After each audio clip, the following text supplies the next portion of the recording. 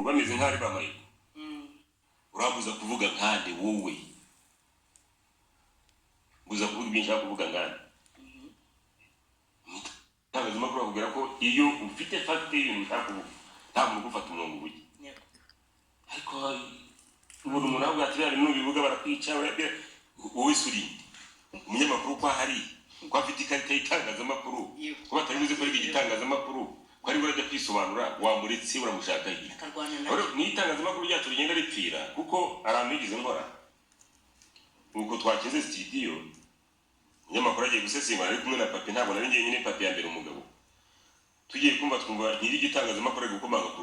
rugi rwa studio ibyo bintu mwatse kubivuga urumva muri live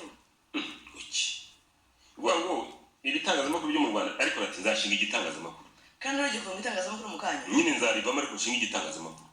ukunze n'ibyo uzabikora ibyo ko urambwira ngo nyiri igitangazamakuru aza gukomanga ntabwo kingi ubwo ndacyakoze ikiganiro ndacyakoze ikiganiro ndetse ese hari umuntu wamwandikiye amubwira ngo ibi bintu bireke yagombye kubimbwira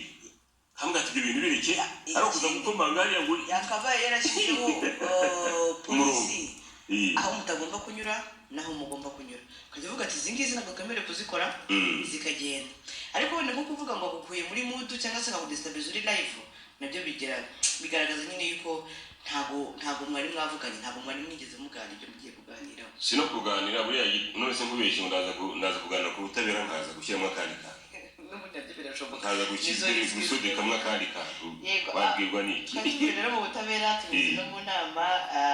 y'abagize guverinoma